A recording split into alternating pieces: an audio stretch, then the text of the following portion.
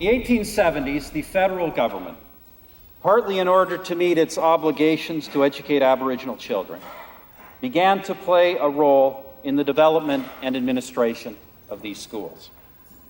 Two primary objectives of the residential school system were to remove and isolate children from the influence of their home, families, traditions, and cultures, and to assimilate them into the dominant culture. These objectives were based on the assumption that Aboriginal cultures and spiritual beliefs were inferior and unequal. Indeed, some saw it, as was infamously said, to kill the Indian in the child. To kill the Indian in the child. Approximately 80,000 living former students and all family members now recognize that it was wrong, and we apologize. Now recognize and we apologize. And we apologize. And we apologize. The ability of many. And we apologize. And we apologize. And we apologize. And we apologize. And we apologize. And we apologize. And we apologize. And we apologize. And we apologize. And we apologize. And we apologize. And we apologize. And we apologize. And we apologize. The memories of residential schools sometimes cut like merciless knives at our souls. This day will help us to put that pain behind. Represent God? So I don't think so. So would it be fair to say it's a big institution, they're going to be malevolent people, bad people in it, and people with good intentions too? No? No institution is good for no human being. Institution in the bottom is controlled by corporations. And corporations are controlled by greedy people. They don't have no intentions of being a human or respect any human race. They just want one thing, and that's all, control. Mr. Speaker, I rise today to offer a full apology to Aboriginal people, to the House, and to all Canadians. Yesterday, on a day when the House and all Canadians were celebrating a new beginning, I made remarks that were hurtful and wrong. I accept responsibility for them, and I apologize. And I apologize. And I apologize. And I apologize. In 2008, the federal government, under then Prime Minister Harper, issued an apology. Now, along with this apology comes another $4 billion in compensation for those who partook in the residential schools over those years. Now, some of us are starting to ask it, are we really getting value for all of this money? And is more money really going to solve the problem?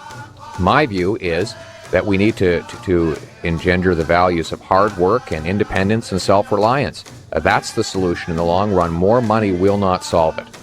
Canada has been awakened. Calls to action.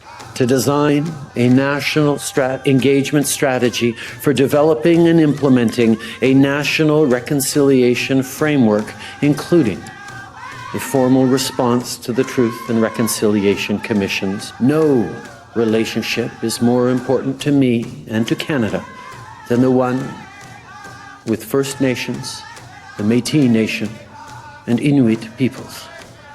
Let me say it once again. I give you my word that we will renew and respect that relationship. Final report has been delivered. Their mandate is now over, but the commissioners say the hardest work on the path to reconciliation is yet to come.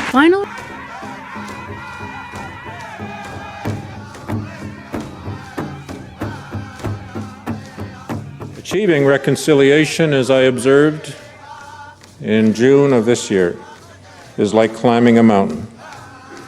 We must proceed one step at a time. They have supported me in this work, but at great loss to the relationships we could have had, and which we will now try to recapture.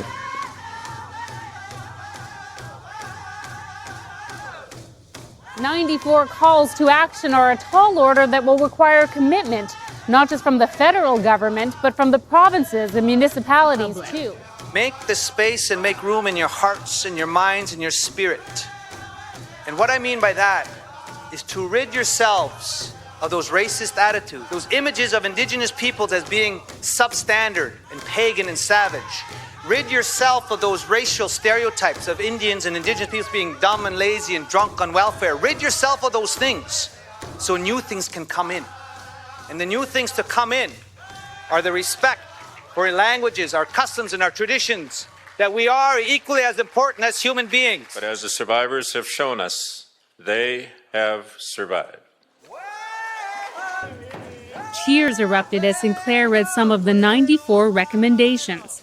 A new royal proclamation of reconciliation, renewal of nation-to-nation and treaty relationships, full implementation of the UN Declaration on the Rights of Indigenous People, which affirms the right to the lands and resources which they have traditionally owned or occupied.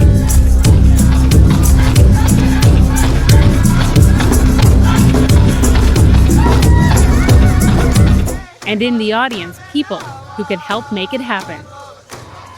But Aboriginal Affairs Minister Val Coeur was one of the few who didn't rise when Sinclair called for a national inquiry into missing and murdered Indigenous women to be heard.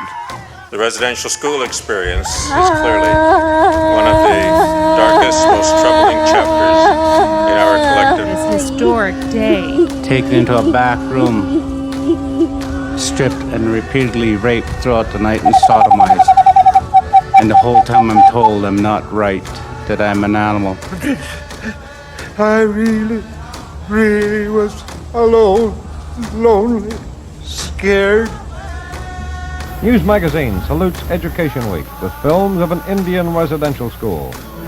They learn not only games and tradition, but the mastery of words.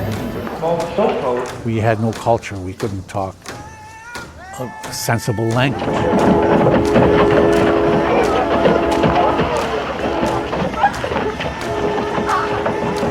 In the name of the Father,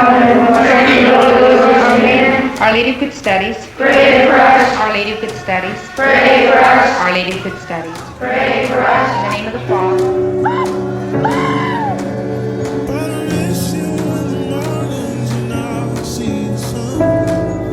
Not sure we'll ever get a final answer, but I'm absolutely convinced the number is much higher, perhaps as much as 5 to 10 times as high as that.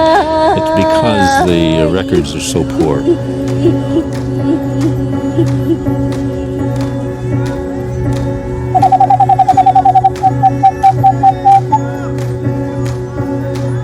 They just didn't bother keeping track of children who died. I think that's unacceptable. Reconciliation. It's a word you often hear, especially when discussing the relationship between Indigenous and non-Indigenous peoples in Canada. But in light of recent events, some aren't sure they even want to talk about reconciliation anymore. When a 15-year-old Anishinaabe girl was found dead, dumped in a river, and no one was held responsible, and a young Cree man was shot dead, and the shooter was acquitted. Both of these recent cases have re-exposed a deep rift between Indigenous and non-Indigenous peoples in Canada. It's a divide that goes back hundreds of years. When Europeans arrived in North America and began settling the land, they didn't stop at just taking land from Indigenous peoples. They brought with them a policy to snuff out the so-called Indian problem.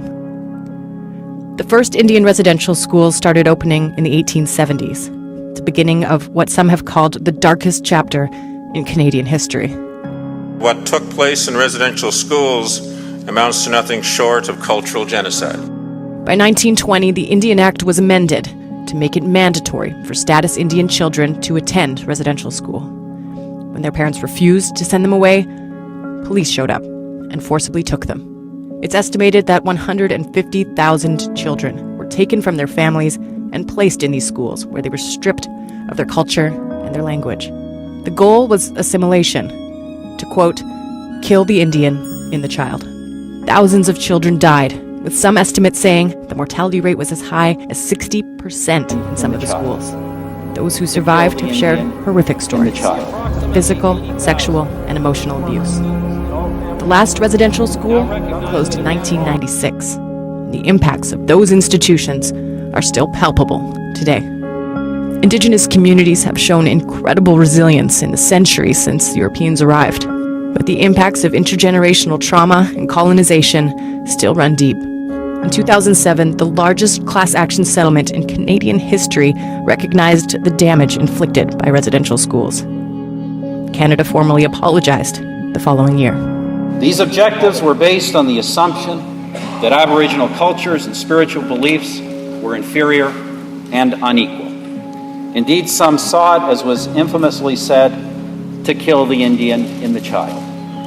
Today we recognize that this policy of assimilation was wrong, has caused great harm, and has no place in our country. We now recognize that, and we apologize. That residential school was, and still is, a nightmare. In the child. For more than a century, Indigenous children in Canada were taken from their homes and sent to residential schools to forcibly assimilate them into white society, and thousands were never seen again. Now, more than 20 years after the last school shut down, searches for the remains of these lost children are happening across the country. There's nothing on the surface, but once we interpret the data, we can see if we can find these children.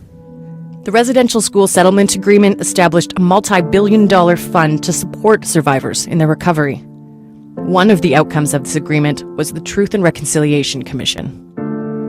The commission traveled across the country and heard testimony from thousands of residential school survivors. In 2015, the commission produced its final report. It included 94 calls to action, calls meant to redress the legacy of the residential school system and hopefully lead to reconciliation. So what's changed since then? Some ask if this country has even grasped the truth of our shared history. What actions have been taken? How far have we come? Indigenous people currently account for roughly 5% of the population, and yet nearly half of all the children in care in this country are Indigenous. More than a quarter of the adults locked up in prisons are Indigenous. The National Inquiry into Missing and Murdered Indigenous Women and Girls may be well underway. Personally, I don't believe Indigenous people should be doing the reconciliation work because I don't feel like I have anything to reconcile. Well, it's not for us to teach non-Indigenous people how to reconcile. It's not for us to teach them how to be better white people. It is for us to teach our own children how to be better people. And it's for us to accept that we have been victimized for so long that we have forgotten how to be who we were meant to. Reconciliation is part of what we have to do, but it's for ourselves. Because ultimately, by doing that, we will be able to deal with the other side, and that being the non-Indigenous side, on a